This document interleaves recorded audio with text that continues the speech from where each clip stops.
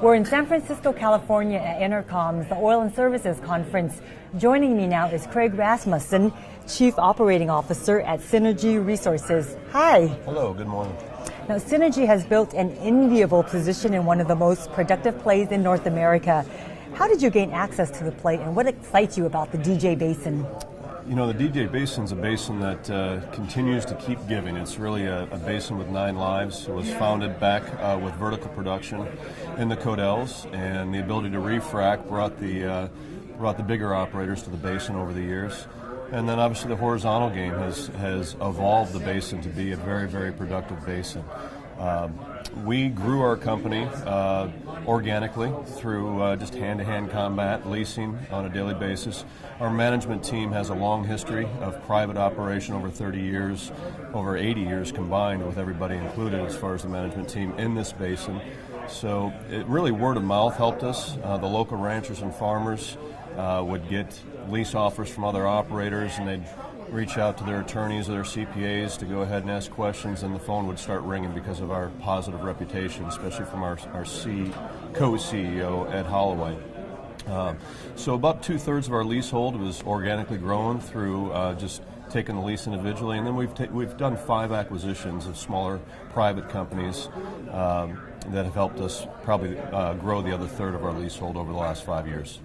For the near term, your company is targeting the Niobrara A, B, and C benches, as well as the Codell Formation. Talk to us about your standard drilling and completion practices and what's driving your rates of return in the Wattenberg. You know, the Wattenberg is it's really oil and gas 101. It's a blanket formation in the Wattenberg. Where are all those formations? You have some areas where the A bench may be a little pinched out, or the Codell's not as prominent. Not many, though. The majority of our acreage, or all of our acreage, the majority of the acreage in the Wattenberg is prospective in all those benches. So that's very excitable. You know, for us, it's a routine where we've been able to keep our cost way down on our drilling and get the similar rates of returns. We're using all the same operators as far as service companies, being the Halliburtons and the Ensigns to drill.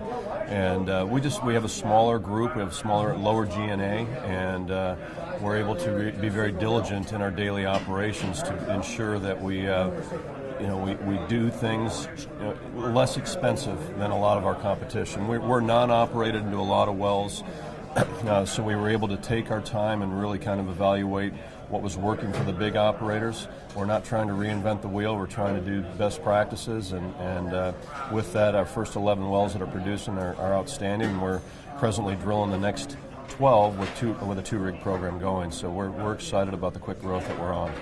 And can you walk us through your rationale behind your recent transition from a non-operator to an operator? You know, we've always been an operator. In fact, horizontally, we just took our time to go into the operations. It's obviously a bigger capital expense to get into the horizontal game, if you will.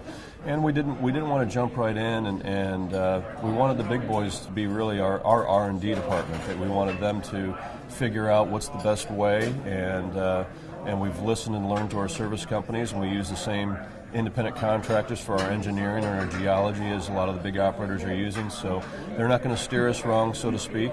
And for us, it's just simply, it was waiting for the capital to grow to that level. We've always been an operator vertically. We drilled 134 wells vertically, and the rest of our vertical inventory of our operations were what we've acquired in those 5 acquisitions we just talked about. So it was the right time, and now it's just fast-tracked us to where we've gone from a 1-rig program early last year to a 2-rig program now, and we're going to continue to grow off that revenue that these 2 rigs are creating for us.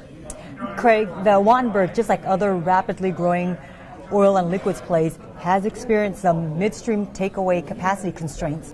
What is the industry doing to address these problems? You know, DCP has done a great job of trying to keep up. Everyone's got to understand this basin was evolved back in the 80s with vertical wells that do about 1/7 to 1/10 of the production of what one horizontal well does, and the spacing was a lot different back then. So you've got an aged infrastructure that's 3 and 4 inch takeaway gathering lines, and when it needs to be 8 to 10 and 12 inch lines. So they are constantly doing capital projects on doing loop lines to where They can drop the pressures in areas that are having issues.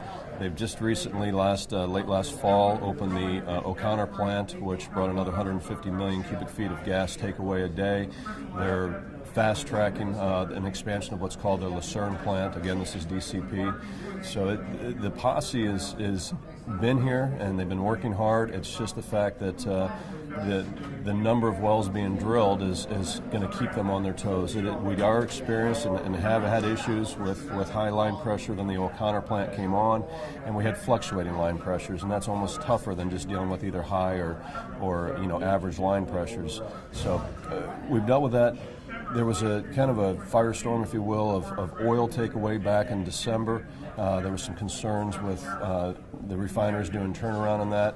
We have expanded our portfolio of who we are selling our oil through. You have rail, you have pipeline over to Cushing, Oklahoma. So we're ahead of the game in that, and we feel like obviously we have a little bit of a markup from what we had just to take the oil straight down the road 40 minutes away to Suncor in Commerce City, Colorado. But it's not a marked, it's not a double, it's not a triple, it's just a simple increase that the industry is all experiencing across the board. So we're ahead of it. We feel comfortable that our growth and what we have in line for our takeaway is accounted for the near term. Craig, what else would you like our viewers to know about Synergy Resources? Well, we're a homegrown company. We're managed and run by partners that were our two co-CEOs, Ed Holloway and Bill Scaff. We've got an outstanding management team with our VP and John Kruljak, our VP and Ron Morgenstern handles the land side, and another 20 great employees that overachieve every day. We're the company that when the coffee shop, a farmer has a lease and he says, who do I lease to? We want, and we've prided ourselves that the neighbors will tell him, go to Synergy. They do as they say they're going to do. They execute on what they say they're going to do. And, it's great harmony right now for our company growing in the space, and things are aligned. We have, again, the takeaway issues with gas and oil and some of the everyday constraints that every operator is feeling in the basin, but we're excited for the immediate and long-term future of Synergy and the basin. Well, Craig, it's been a pleasure having you here. We sure appreciate your time. Thank you. I'm Quinn Nguyen for OilAndGas360.com.